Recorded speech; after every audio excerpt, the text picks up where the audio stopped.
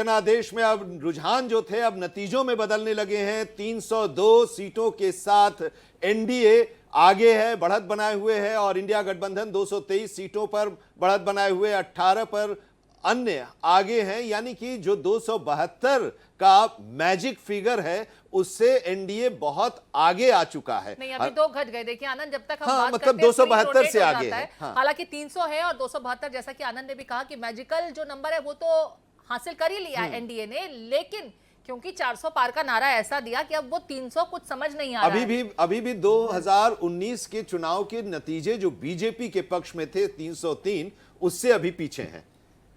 देखिए हम एनडीए के घटक दलों की बात कर रहे थे जी।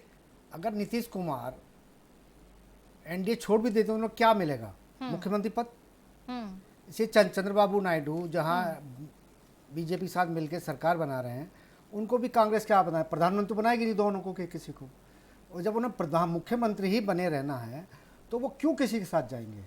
भूमि उत्तराखंड की जनता ने मोदी जी के प्रति जो उनका प्रेम है उस प्रेम को प्रदर्शित किया है, और वोट देकर कहीं ना कहीं जिस प्रकार से उनके हृदय में उत्तराखंड बसता है आदरणीय प्रधानमंत्री मोदी जी के, उसी प्रकार उत्तराखंड के लोगों में भी आदरणीय मोदी जी बसते हैं। सर, उत्तर प्रदेश और उत्तराखंड छोटे भाई बड़े भाई की तरह देखे जाते हैं। छोटा भाई तो एग्जाम में टॉप कर गया, बड़े भाई की चीजें कहाँ फंस गई, कहाँ क्या समीकरण आपको लगते हैं? देखिए, चूंकि अभी पूरे देश के परिप्रेक्ष्य में बात हो रही है, तो हर राज्य का अपना अपना समीकरण होता है, अपनी अपनी देशकाल परिस्थिति होती है, उसके अनुरूप चुनाव के परिणाम बदलते रहते हैं।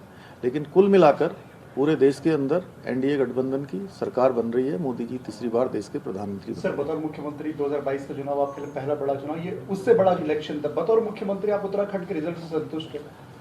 जी, मैं बिल्कुल उत्तराखंड के देवतुल्य। पुष्कर सिंह धामी को आप सुन रहे थे। इस बीच इलेक्शन ब्रेकिंग, बिहार में शानदार प्रदर्शन के बाद केसी त्यागी की प्रतिक्रिया हमारी पार्टी बीजेपी के साथ है। दरअसल जिस तरीके से मनोज झा ने कुछ हिंट दिए, इसके बाद ये जरूरी भी हो गया था कि वो अपनी आस्था बीजेपी के प्रति जाहिर करें और बताएं कि हम साथ हैं, हम कहीं अलग नहीं होने वाले हैं। बिलाल जी मुस्कुरा रहे हैं और मुझे लगता है राज बिहारी जी इस पर कमेंट करना चाह रहे हैं। राज बिहारी जी। नहीं, मैंने तो जैसे पहले कहा कि अब नीतीश कुमार क्या बनेंगे, मुख्यमंत्री बना रहना चाहेंगे, केंद्र में भी पारी खेल चुके हैं। दूसरी बड़ी बात है कि नीतीश कुमार के साथी भी जानते हैं कि अगर वो आरजेडी के साथ मिलकर चुनाव लड़ते तो साफ हो जाते। उन्हें बीजेपी के साथ आने का फ़ायदा बिहार में मिला है, क्योंकि अपने साथियों की राय के बाद ही नीतीश कुमार ने इंडिया से, मतलब इंडी गठबंधन के नाता तोड़कर एनडीए के साथ नाता जोड़ा। लेकिन सर 2019 में भी साथ लड़े और फिर विधानसभा भी साथ लड़े और उसके बाद अलग हो गए। नहीं, अब 2019 और आज के बाद 5 साल का फर्क है। लेकिन जिस तरह से नीतीश कुमार बार बार कह रहे हैं कि अब मैं इस बार कहीं नहीं जाऊंगा, तो उस पर विश्वास करना चाहिए। दूसरा राजनीति, उन पर भरोसा ही वो तो विधानसभा में भी उन्होंने कहा था कि मर जाऊंगा, मिट जाऊंगा, बीजेपी के साथ नहीं जाऊंगा। सवाल यह है कि आखिर उनको अब क्या चाहिए? क्या कांग्रेस उनको क्या देगी? मैंने कहा ना, अगर कांग्रेस उनको प्रधानमंत्री बनाए तो साथ आने को तैयार है, लेकिन अगर उनको प्रधानमंत्री बनाने की घोषणा भी कर दें तो चंद्रबाबू साथ ये सवाल है। कन्वीनर वो बनना चाहते थे, नहीं बनाया कांग्रेस पार्टी से। अखिल जी का रुख कर लेते हैं। अखिल जी, यहाँ पर जिस तरीके से राज बिहारी जी कह रहे हैं कि अब नीतीश नहीं जाएंगे और उन्होंने जनता को भरोसा भी जताया, और अभी तो देखिए हमने देख भी लिया केसी त्यागी को तुरंत स्पष्टीकरण देना पड़ा जब मनोज झा ने कुछ हिंट दिया। फिलहाल जो रुझान सामने आ रहे हैं और जिन सीटों पर जीत की खबरें लगातार आ रही हैं, आप अब इसे किस तरीके से देखते हैं? क्योंकि जो बहुमत का आंकड़ा चाहिए वो तो एनडीए ने हासिल कर लिया है।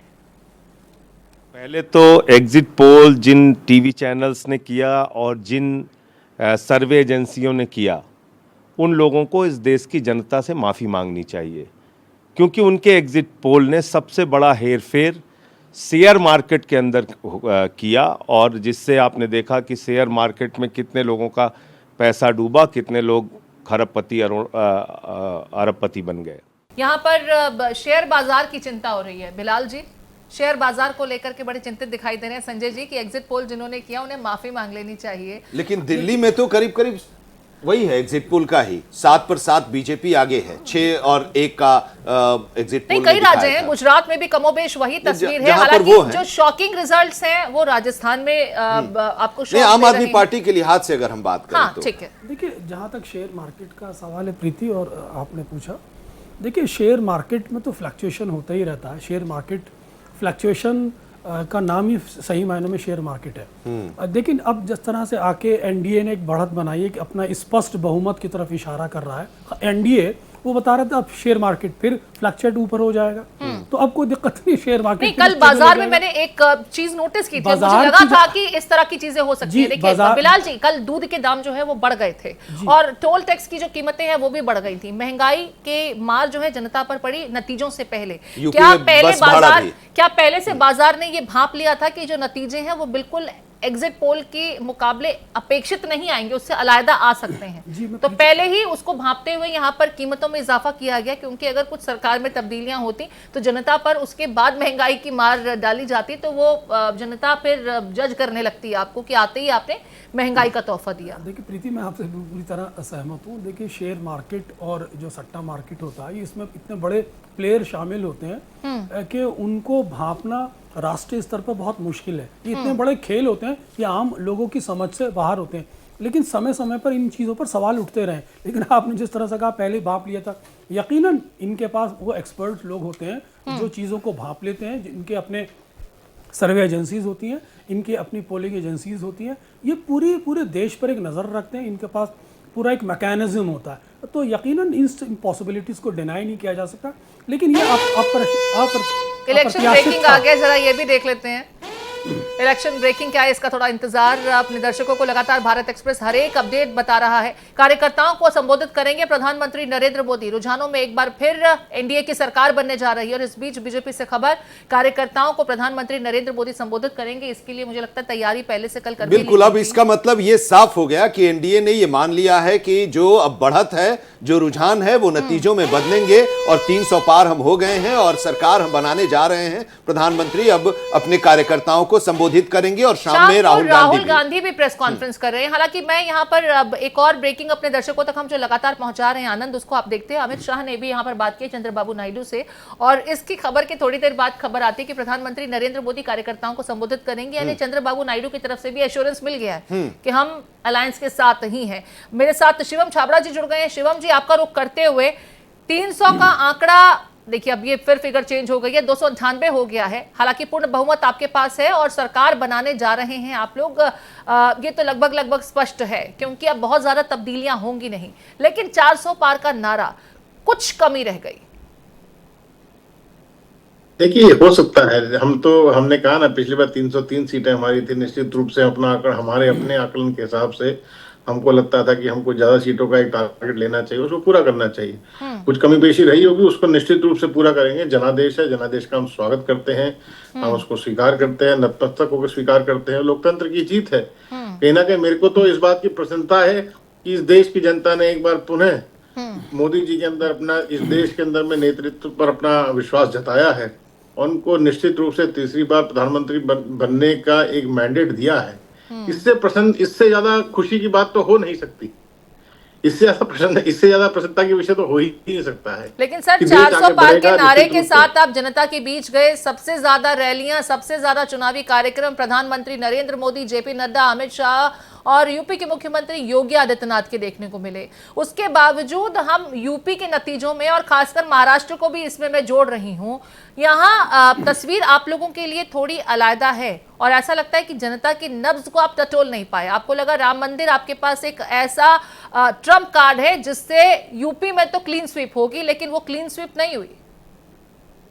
नहीं, ठीक है भाई, स्वाभाविक है। मैंने कहा ना कि स्थानीय विषय हो सकते हैं कि कहीं ना कहीं क्लिक करने में हमारी तरफ से, कम्युनिकेट करने में कुछ ना कुछ कमी पेशी रही होगी कि हम 400 का आंकड़ा नहीं पार कर पाए। लेकिन 400 का आंकड़ा ये हमारे लिए था भाई, ये हमारा टारगेट था कि हम 400 पूरा करेंगे। ये किसी की ईगो को सेटिस्फाई करने के लिए नहीं था। लेकिन एक तो ये भी है ना कि अब आपके पास, अब आपको एक मजबूत विपक्ष मिलने जा रहा है। नहीं किया तो हमने, अरे भाई हम फुल फ्लेजेड मेजोरिटी वाली सरकार एक बार फिर तीसरी बार बनाने जा रहे हैं। इसमें कहीं को दो राय नहीं है। हम फुल कॉन्फिडेंस के साथ पे हम तीसरी बार सरकार बनाने जा रहे हैं। प्रधानमंत्री मोदी प्रधानमंत्री बनेंगे। इससे ज्यादा मैंने कहा ना खुशी का विषय ही नहीं है। जो जहाँ कमी पेशी रही होगी, निश्चित रूप से आपने जैसे उत्तर प्रदेश का जिक्र किया, महाराष्ट्र का जिक्र किया, तो जो कमी पेशी रही होगी उसका चिंतन करके उसका भी निराकरण करेंगे। लेकिन एक बात और तय है, मैं एक और बात कहना चाहता हूँ, सवाल सुन लीजिए फिर इस पे आप अपने इनपुट दे दीजिएगा। यूपी को लेकर के अक्सर हमने देखा कि आपके दिग्गज चेहरे जब रैलियां कर रहे थे, जनसभाएं कर रहे थे, तो 2 शहजादों का जिक्र अक्सर होता था, यहाँ पर साइकिल को हाथ ने जबरदस्त तरीके से पकड़ा और वो जनता को भाया। यहाँ पर बीजेपी पिछड़ रही है और जो समाजवादी पार्टी और कांग्रेस के साथ में गठजोड़ था ना, जनता ने उसे मैंडेट दिया है, ये दिख रहा है फिलहाल। ब्रेकिंग भी आ रही है, जरा उसको भी देख लेते हैं पहले।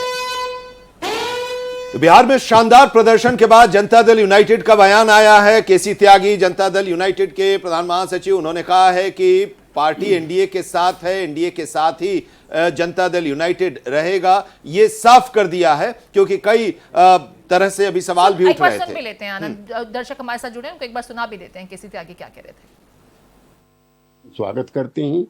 ये जनता का दिया हुआ वर्डिक्ट। नीतीश कुमार जी और जनता दल यू ने एक बार फिर साबित किया है कि समता और गैर बराबरी के आंदोलन के लिए जनता दल यू ही एकमात्र उपयुक्त साधन। श्री नीतीश कुमार जी कल प्रधानमंत्री से मिलकर के पटना लौटे हैं। हम अपने पुराने स्टैंड पर कायम हैं। हम जनता दल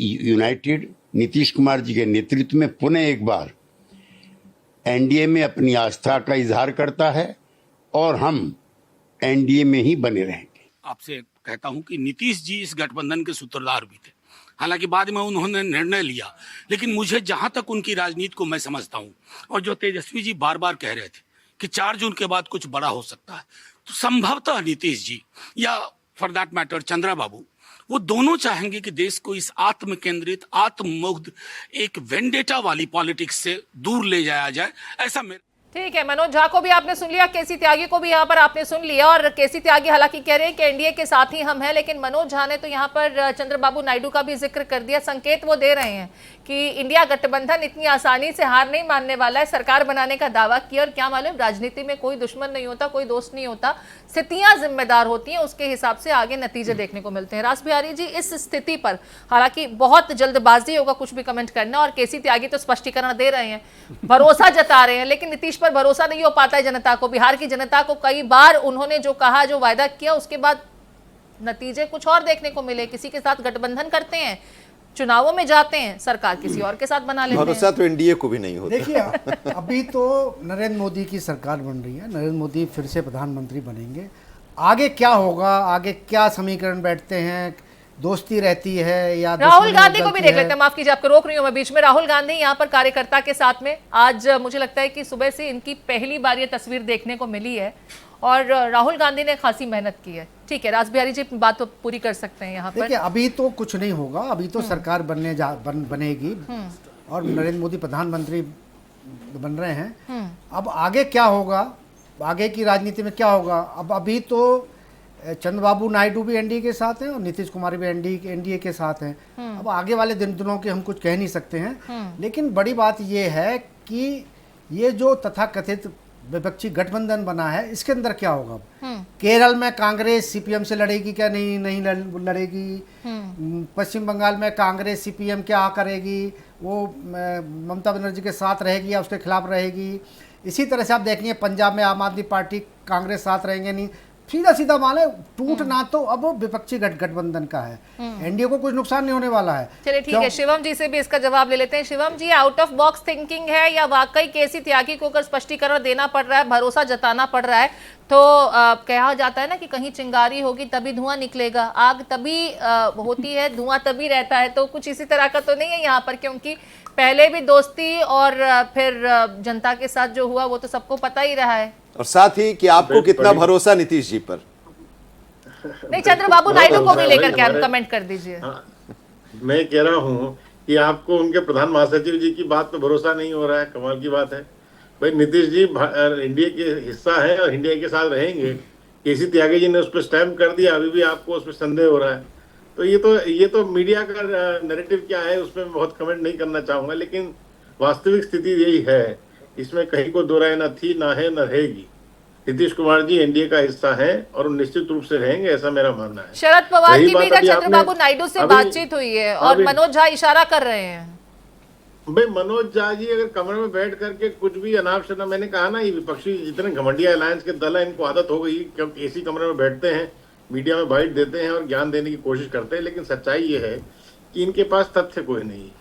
अनफॉर्चुनेटली दिल्ली के अंदर में भी अगर देखा हो, अरविंद केजरीवाल उनकी पार्टी के जितने पार्टी के प्रवक्ता हैं वो आते हैं, अपना ज्ञान देते हैं और चले जाते हैं, अनर्गल बात कहते हैं जो फैक्चुअल नहीं होती, जिनका कोई बेसिस नहीं होता, जिसका कोई आधार नहीं होता, कहीं ना कहीं बोल के चले जाते हैं। ये मैंने कहा ना, ये नई प्रकार की राजनीति जो है ये घमंडी अलायंस के लोगों ने तैयार करी है। अब बताइए, लेकिन शिवम जी यही घमंडी अलायंस जनता को पसंद आ रहा है महाराष्ट्र में। किसको पसंद आ रहा है? सॉरी, महाराष्ट्र की जनता को ये घमंडिया अलायंस पसंद आ रहा है। वहां पर भी वो जो फॉर्मूला था जो उन्होंने पहले पिछले चुनावों में दिया था जनता को, हालांकि बाद में ऑपरेशन कमल हमने देखा, जनता को वो घमंडिया अलायंस ज्यादा पसंद आ रहा है। कहाँ कमी रह गई महाराष्ट्र में?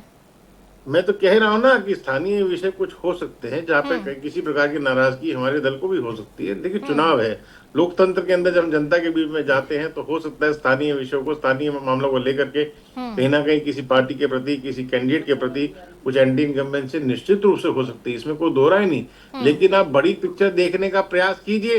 प्रधानमंत्री मोदी जी के नेतृत्व में हम एक बार पुनः देश में सरकार बनाने जा रहे हैं। भाई कमाल हो गई, महाराष्ट्र और उत्तर प्रदेश की चर्चा कर रहे हैं लेकिन उड़ीसा की चर्चा आप नहीं कर रहे हैं। आप महाराष्ट्र और उत्तर प्रदेश की चर्चा कर रहे हैं लेकिन कहीं ना कहीं और दक्षिण भारत के राज्यों की, इसे इस तरीके से देखा जाए शिवम जी क्या कि डाउन साउथ में बहुत मेहनत की बीजेपी ने, डाउन साउथ में बहुत मेहनत की। चर्चा नहीं करेंगे, साथ की साथ दिल्ली में दोबारा जीतने जा रहे हैं। भाई किस मुंह से आकर के संजय सिंह, जिस पार्टी के वो नेता है, अपने आप को कह रहे हैं, उनसे पूछिए ना अभी आखिर कौन सी मुक्की खाई है।